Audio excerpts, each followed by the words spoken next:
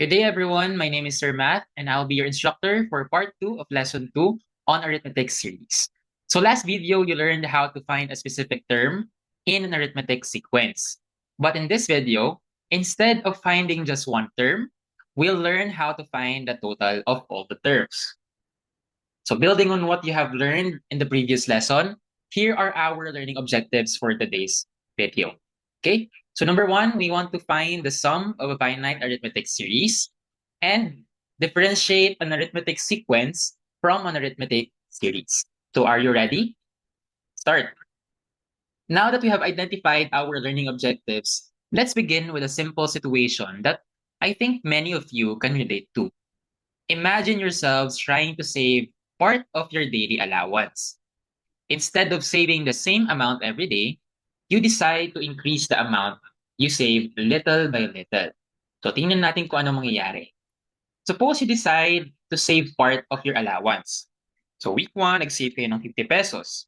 Pagdating ng week 2, you save 70 pesos. Week 3, 90 pesos. Week 4, 110 pesos. And week 5, 130 pesos. My question is, how much money have you saved altogether after 5 weeks? Sige nga, magkano po ang magiging kinalabasan? In the comment section. So, altogether, ang pwede nyo maipon after 5 weeks is 450 pesos. You probably found the total by adding the amounts one by one. And kung ganun ang ginawa ninyo, kinumpit nyo siya mano-mano na inad yung 50, 70, 90, 110, and 130, that's perfectly fine. Just for 5 weeks. Kasi 5 weeks lang yan. But what if the saving continued for 5 or for 50 weeks? Or even 100 weeks? Would adding each amount one at a time still be practical? Or is there a faster way to find the total without adding one by one? Fortunately, we have mathematics to help provide a more efficient way to find the total of terms that follow an arithmetic pattern. And this concept is called an arithmetic series. And that's what we'll be exploring in today's video. But before that, let's go back to the allowance challenge. Notice that the weekly savings, 50 pesos, 70 pesos, 90 pesos, 110 pesos, and 130 pesos follow an arithmetic pattern.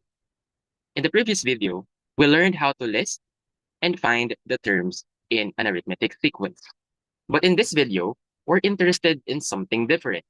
Instead of finding a specific term, we want to find the total of all the terms.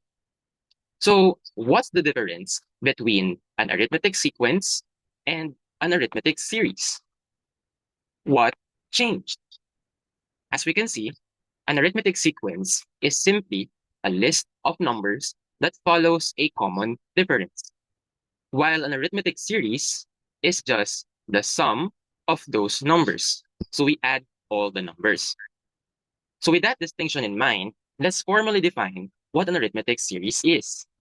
So an arithmetic series is just basically the sum of the terms of an arithmetic sequence.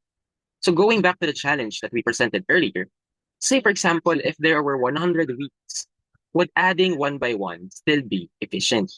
Naging 100 weeks na. So what do? So we'll be using the formula for the arithmetic series. So we have this formula. We have S of n equal to n times the quantity a sub 1 plus a sub n all over 2, where a sub 1 is our first term in the sequence, while n is our number of terms we want to find. And lastly, a sub n is the last term in the sequence. So do remember, we're just going to use the arithmetic series formula if the last term is given. However, if the last term is not given, we first use the arithmetic sequence formula from the previous video. So let's try an example. Say, for example, we're given with this arithmetic sequence, and we are to find the sum of these terms. We have 6, 11, 16, 21, and 26. So the very first thing for us to do is to identify the given. So what are the given values? So let's write. Given, we have the values for a sub 1, a sub n, and n. So what is our a sub 1? A sub 1 is our first term, and that is 6. Our a sub n in this case, since we have 5 terms, 1, 2, 3, 4, 5, so our n is 5, meaning our last term would be a sub 5, and that is 26. So our a sub n in this case is, we have a sub 5 equal to 26. So we now plug it in our formula. We have s sub n, where in this case, our s sub n is s sub 5 because we're finding the total of the 5 terms. We have n equal to 5. A sub 1 is equal to 6 plus a sub n. So we have a sub 5, that is 26, all over 2. Okay? So simplifying, we first use the PEMDAS rule. Remember? We use the PEMDAS rule in this case because we have a parenthesis. So we first solve the equation inside the parenthesis. So we have 6 plus 26 is 32. We have 5 times 32 all over 2. Is that clear? Next, we simplify further. 32 divided by 2 is equal to 16. Bakit po yung ginawa natin? Kasi madali nating makompute yung magiging value niyan kapag dinivide natin yung 2 kay 32. So 32 divided by 2 is 16. So we have 5 times 16. So find that out. We have 16. So 5 times 16 would be equal to 80. So meaning the total of all 5 numbers is equal to 80. Okay? So did we need to add all 5 numbers individually? The answer is no. We just need to use a formula for an arithmetic series to find the total of all the terms. So we're given with the first term, the fifth term, and the number of terms. Yun lang po yung kailangan natin para mahanap natin yung total ng mga terms na available sa atin. Okay? So let's try another example. We're given with this arithmetic sequence, 56, 48, 40, 32, 24. Ano mapapansin ninyo? Pababa siya, right? Decreasing yung values. So let's try. First step is to identify the given. Our given is a sub 1, which is equal to, very good, 56. Our a sub 5, our last term, is 24. How many terms do we have? We have 5 terms. So n is equal to 5. Is that clear? Okay. So we proceed to plugging all the values in our formula. So we have s of n. In this case, we have 5 terms. So we have s of 5 equal to n. What is our n? That is equal to 5. Times the quantity. What's our first term? We have 56. Plus our last term, a sub n. In this case, we have a sub 5, and that is 24. All over 2. Huwag kakalimutan yung 2 sa ilalim, yung denominator natin. Simplifying the expression inside the parenthesis, we have 56 plus 24, that is equal to, very good, 80. So we have 5 times 80 all over 2. Simplifying it further, we know that 80 divided by 2 is just equal to 40. So we have 5 times 40. And 5 times 40 is just 200. So our final answer, we have s of 5. So the total of all the terms is just equal to 200. Nakuha po ba yun? Okay, very good. What if, example, pinagsama na natin yung arithmetic sequence and arithmetic series? So as an example, what if a student saves 20 pesos on the first day and increases the amount by 5 pesos each day? Halimbawa daw, nag-save kayo ng 20 pesos sa unang araw ninyo, tapos tumataas or lumalaki yung amount, dinadagdagan nyo siya ng 5 pesos each day. So anong itsura nun? Say for example, first day nyo, 20 pesos, nagdagdag kayo ng 5 pesos the next day sa savings nyo. So from 20, nagdagdag kayo ng 5, so naging 25. The third day, nagdagdag ulit kayo ng 5, magiging 30. The next day, magiging 35. And so on and so forth. Okay? So ano pong gagawin natin? Kung gusto nating malaman magkano ang magiging total savings ko after 5 days, the very first thing you need to do is to find the 5th day's saving using the arithmetic sequence formula. So kailangan nyo munang gamitin yung arithmetic sequence formula para malaman nyo kung ano po yung naging savings nyo on the 5th day. Kapag nahanap nyo na yun, saka nyo gagamitin yung arithmetic series formula para hanap yung total savings after 5 days. Okay? So let's try. Our first task is to find the 5th day's savings. So paano gagawin natin dyan? So our first step is to provide our given. Anong given sa atin kanina? We started our savings with 20 pesos, right?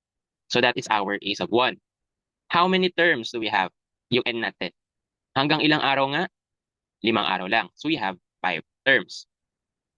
Ano yung magiging value natin for D or our common difference? Magkano po yung dinadagdag niya sa kada araw? 5 piso. Tama? So our common difference is 5. Anong pinapahanap sa atin? Pinapahanap sa atin kung ano yung magiging savings niya on the 5th day. Kasi kakailanganin natin siya to find the total savings after 5 days. So we have A sub 5, that yun po yung ating hinahanap. Okay? So using the formula for the arithmetic sequence, ang gagawin nyo lang is to find A sub 5. Naalala pa po yung formula natin. So diba, A sub 1 equal plus the quantity n minus 1 times D. Okay?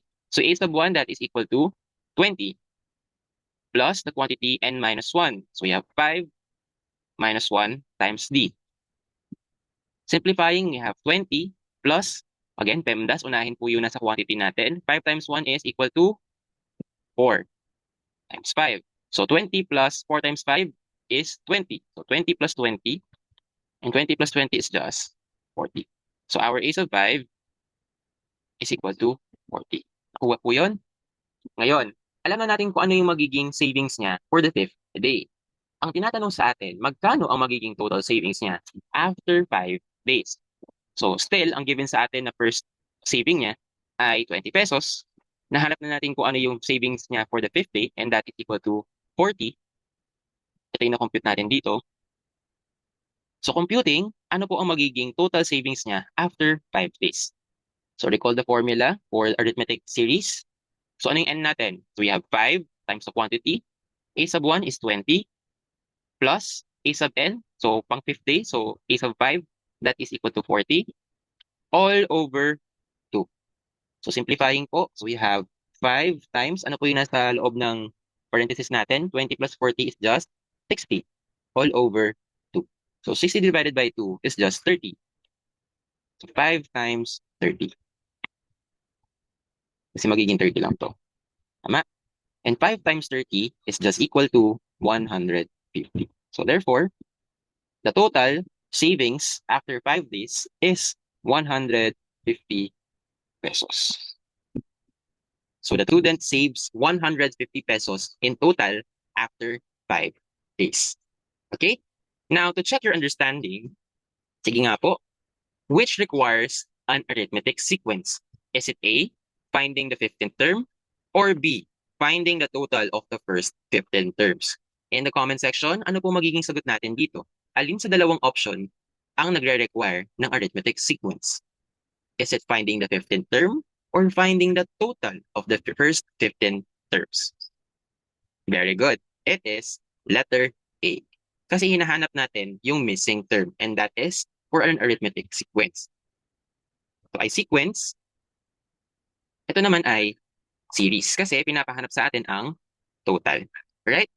Now, for your activity to be submitted in your Google Classroom, answer individually or with a pair, but submit your own work individually. Show your complete solution on a yellow pad paper. After that, take a clear photo and upload it to your class-designated G-class submission bin.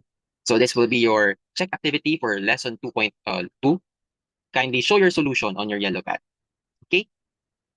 So what we did in this video is we showed how arithmetic sequence grows like this. With this example, what operation do we repeatedly perform? Anong operation? Addition. Tama? By how much? So from 5 to 8, nag-add tayo ng 3. And from 8 to 11, nag-add ulit tayo ng 3. Ganon din po pag 11 to 14, nag-add tayo ng 3. Well, how about this? We have this pattern. 5, 10, 20, 40, so on and so forth. Are we still adding? No. So what operation are we doing now? Very good. Nagmumultiply na tayo agad. Tama? Kasi kung mapapansin ninyo, 5 to 10, nag-multiply tayo ng 2. 10 to 20, nag-multiply tayo ng 2. Ganon din po, pag 20 to 40, nag-multiply din tayo ng 2. So, hindi na lang tayo basta nag-add. Okay? Arithmetic patterns grow by repeatedly adding the same number, called the common difference. But many real-life situations such as population growth, compound interest, the spread of a viral video, or bacteria multiplying grow by repeatedly multiplying by the same number. So in your next lesson, you'll be exploring these patterns through geometric sequences and geometric series, where you'll compare additive growth with multiplicative growth. And that concludes our lecture on arithmetic sequences and series. I'm Sir Math with Ma'am Keisha, and we hope you learned something new today. Thank you for watching, and we hope to see you in our next video.